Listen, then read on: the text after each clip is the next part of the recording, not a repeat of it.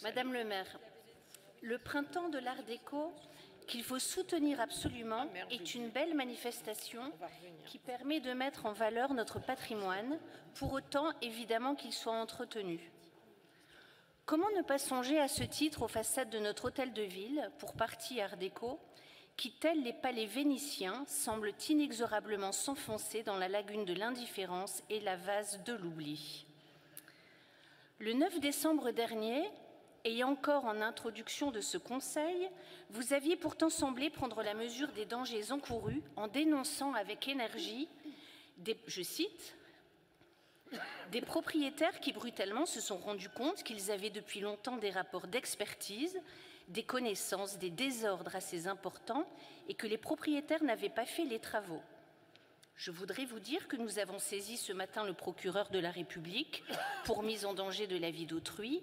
Je cite encore, « car lorsqu'il y a des désordres lourds connus et que les propriétaires ne font pas les travaux, ils mettent en danger la vie d'autrui, voire même, ils peuvent entraîner des éléments beaucoup plus graves. » Je cite encore, « je répète que les propriétaires sont responsables de l'entretien de leurs bâtiments. »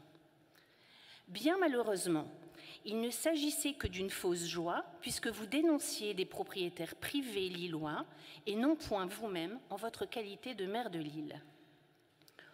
Vos propos auront cependant été entendus, puisque nous avons été informés de ce qu'une plainte pénale avait tout récemment été déposée contre vous, prise en cette qualité, sous l'incrimination de mise en danger de la vie d'autrui.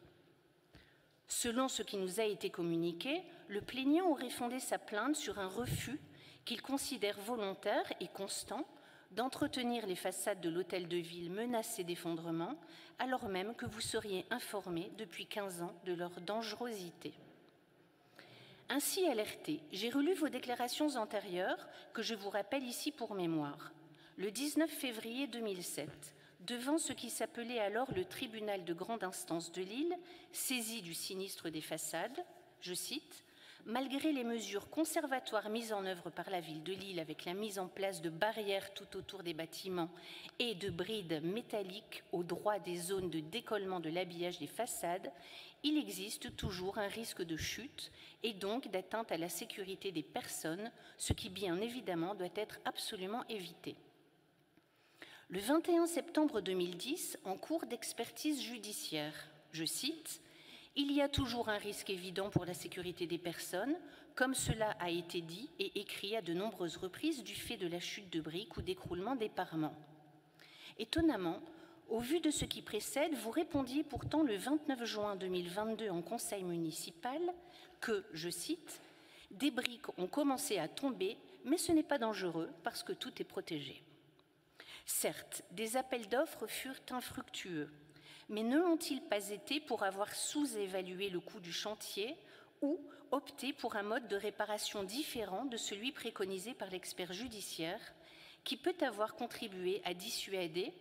ainsi toute soumission compte tenu de sa complexité.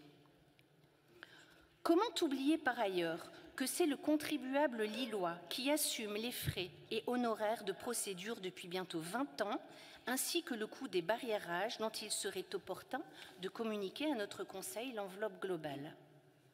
Disons-le enfin, cette longue inertie donne une image détestable de notre commune au moment même où de dramatiques effondrements se succèdent dans plusieurs villes françaises, dont la nôtre. Nous pouvons certes comprendre que votre majorité soit désorganisée par le prochain départ de votre première adjointe, promue sénatrice, par une opportune éjection. Il n'en reste pas moins qu'il n'est plus que jamais urgent d'agir enfin. Je vous remercie.